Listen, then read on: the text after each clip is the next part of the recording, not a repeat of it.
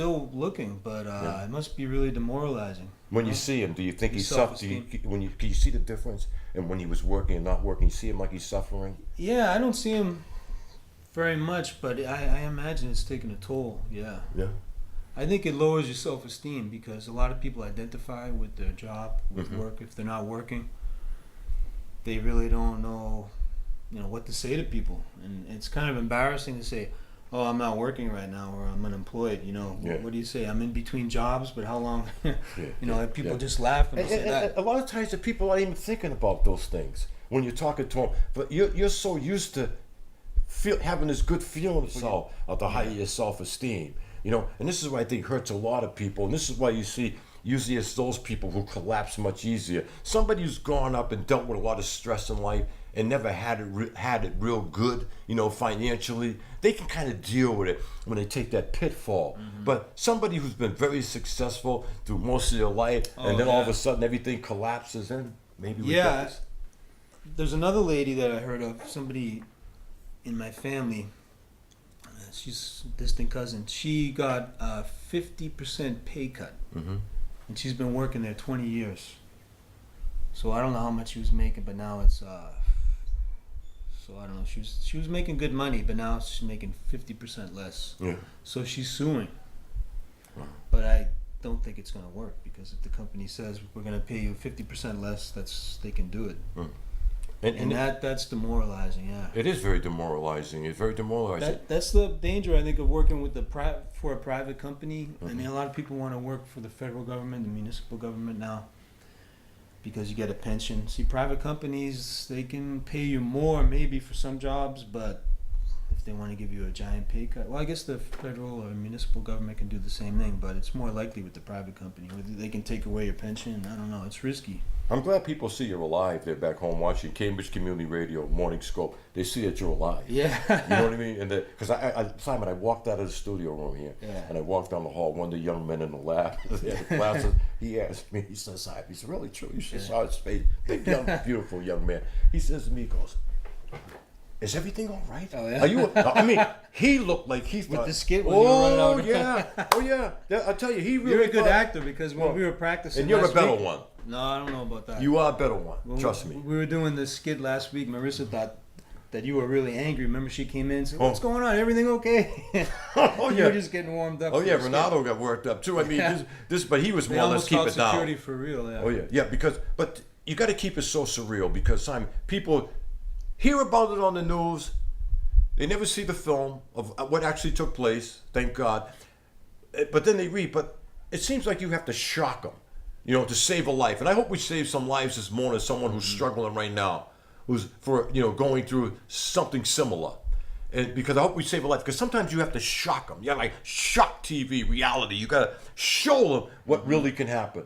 Right. And because with a lot of emotion, because you got to keep it so surreal, because this is what it's all about. Maybe we saved somebody's life, and hopefully we did, but I didn't actually really shoot Simon. And what we did what we did on this demonstration, I'm not saying at home. I don't want to see anybody doing this stuff at home.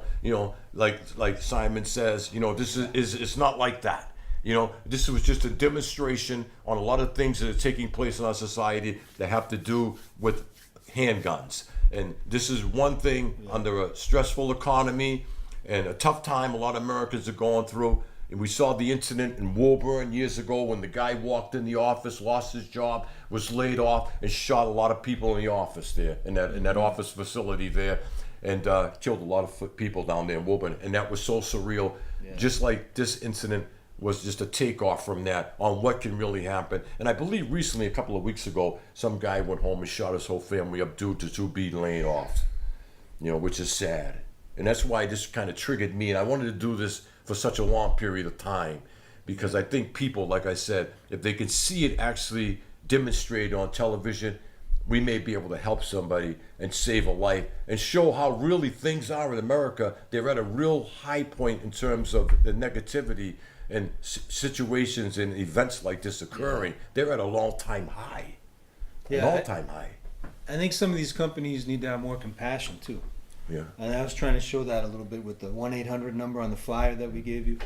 Because, sometimes they do things and they just don't take into account people's, livelihood, people's feelings, how it's gonna adversely affect people. They just think about the bottom line, and I don't think that's a good thing. Well, Simon, You have to think about people too. but then again, can we look at it like this? And the reality is that you need to save your company, and sometimes you need to lay off people, because if you don't lay off people, you're going to sink. That's So what true, do you yeah. think? I mean, if it's sink or swim, yeah. I mean, you have to do what you have to do to keep the company alive. That's true. And it's But there are tough. many instances where the company's just like ruthless, just ruthless capitalism. They just want to save money, and they could probably help people out a little bit more, but they just want to cut corners and save money, and they do people in. But I think, yeah, if it's sink or swim, they have to do it. That's a different story. And this is so surreal, because this happens. People under intense pressure, maybe losing your family, losing your paycheck. One thing I don't People go to understand these extremes. is what I've been reading in the newspapers about these people on Facebook who get unfriended, and they go over and shoot the people who unfriended them. Have you heard about that? Something. They got unfriended on Facebook, so they went over and they shot the family. I don't know if it was a man or a woman. They went over there and they shot the whole family. Yeah, it's happened a couple of times. It's crazy. I'm glad you brought that up, because that's a great example of how Crazy. surreal this is and how this can happen. It can happen in your neighborhood. You be your neighbor under stress or anything. Simon just meant it. Yeah, This maybe has- there was something behind that. Maybe they were under stress for something else. But just be Oh, careful if you unfriend somebody. Make sure they don't live near you or something like The that. simplest things, though, people trigger people off. They can go crazy and do a violent act that may take a life or injure another individual. Now, I've seen people actually walk into a television station in my 15, 13 years here, where they may be upset over their contract, or maybe they can't get it renewed, or something around it, something like that, and they would get upset and put on a big argument and stop and dance and scream and yell. And sometimes I would just look at the person behind the desk just to make sure they were okay, because here you have this person screaming, yelling over something small as the contract, something, and it seems like they want to really maybe do some bodily harm to that person that's telling me, hey, look, there's nothing I can do about it. We can't renew you, and all the and that person goes into a tensy, just goes crazy. And then I look out for the person that's behind the desk. Maybe I gotta stay around, watch this a little longer. Yeah, It's the small there must be things. some strategies you can use to diffuse the person. Like I went out to dinner on Saturday with some family who were visiting. We went down to the waterfront, Legal Seafood. Man, there's no parking down there. I mean, we drove around and around and around. And my mother's 83, so I dropped her off in front. She went inside the restaurant. Then we found out they couldn't seat us till 2 hours later. So I went back to pick her up. The cop was telling my cousin, move. And he started explaining to the cop, and I was like, no, just move. The more you explain, the more angry he's gonna get. And the reason I'm saying is that sometimes when somebody's angry, you have to use some kind of verbal strategy. Like if you get stopped by the police, just be polite, don't say anything. Like if you get stopped for speeding, don't explain. He's heard everything in the book, he's heard every excuse. It's just gonna get him angry. He's gonna say, oh, I don't want to hear that again. Just keep your hands on the steering wheel. But I'm saying this because there's some verbal strategies that you can use, or some techniques to diffuse a person. Not that I know much about it, but there's a book called Verbal Judo that Renato's a fan of. Okay. And I read a little excerpt from it, and it's written by a former police officer, and he talks about the beginning of the book talks about his first partner. They went on a domestic call. The husband and wife were fighting, and that husband and wife fighting, it's really difficult to break that up, right? There's nothing, so the husband and wife were screaming, going at it, and he tried to diffuse it, but his partner went over in the living room, sat down on the sofa. The guy's a cop. He sat down on the sofa, picked up a magazine, crossed his legs, and just started reading the magazine. And the husband and wife stopped fighting. They just looked at him like, wow, what's going on? Yeah. And he looked at the magazine and said, oh, have you ever been to this place? This is interesting. And he stopped the fight. That's He didn't say a word. That's beautiful. But it was so unusual that it worked. Because he was acting All like the talking he was was acting like a normal human being. Yeah, and he said, and that's what inspired this guy to write this book, Verbal Judo. He said, wow, that guy had some experience. He knew how to handle it. It's really, you're right. It's really Interesting. about positive communication skills. And like you said, when a police officer, I always say this all the time. I'm glad you brought that example up because that's huge. It happens so often every day. So, you know, maybe 100 times a day. Somebody gets pulled over. They roll the window down. Police officer comes over. Instead of saying, "Officer, is there a problem? What's wrong?" You know, officer, call him officer. What's wrong, officer? Is there a problem? What's wrong? And why'd you pull me over? And then the officer will look at you and go, "What? It's good communication. I respect this young man." And then he'll explain. You don't roll down the window. The officer walks over. "Oh man, you messing with me, man? What did I do, Doc? What did I do? Come on, man." The officer looks. "My name ain't man. I'm an officer. You call me officer, or call me sir, or whatever. And when you want to start over, but most of the time they don't want to even go there. It's like you just ticked them off, and now all of a sudden, step out. And then bang, there's your car's being searched. You're going through a bunch of different changes and everything. And all you had to do was say, "Officer, is there a problem? Did I do anything wrong?" And that's it. And he'll show you this. He'll show you the same respect most of the time. Most of the time. Is that so true? That's true. I remember I had a Volkswagen Jetta way back, and they didn't have a glove compartment, so I had to keep my registration under the passenger seat. And I got stopped by the state police.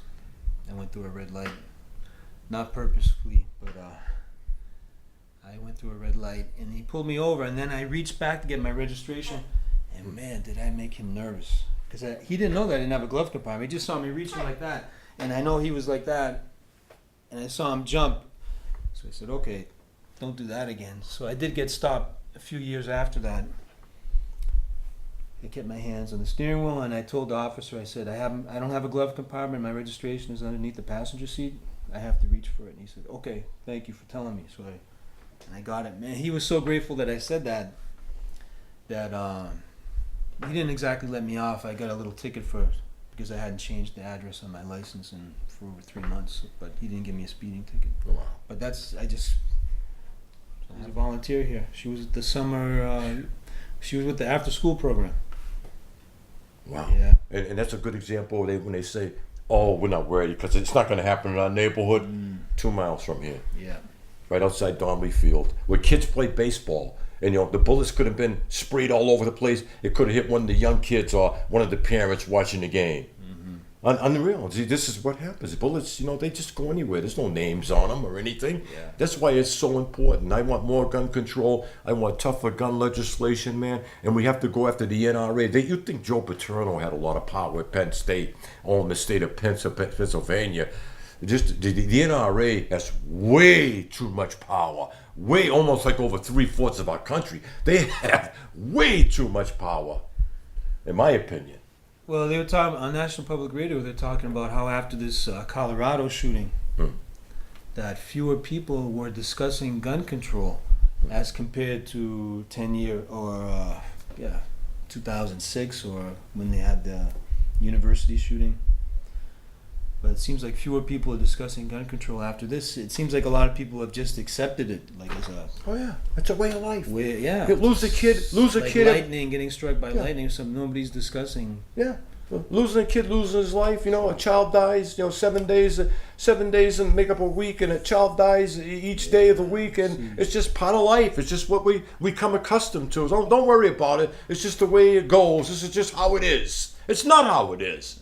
It's not how it is. We wake up, we feed them, then we walk them to school, they go to school, we come back, we kiss them, we love them, they grow up to be beautiful, productive Americans. That's how it is. It's not that we send them to school, we feed them, we give them their lunch, and then we don't see them anymore. That's not how it is. It's how it is. We greet them, we see them, we enjoy them, we watch them, we say, "How was your day? What did you learn today?" And we enjoy them, tell them this story about the positive things that occurred in that day.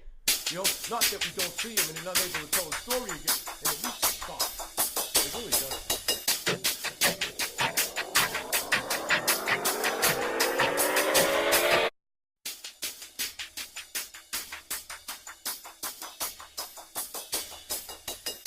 This is something new, the Casper Slide Part 2, featuring the Platinum Band, and this time we're gonna get funky.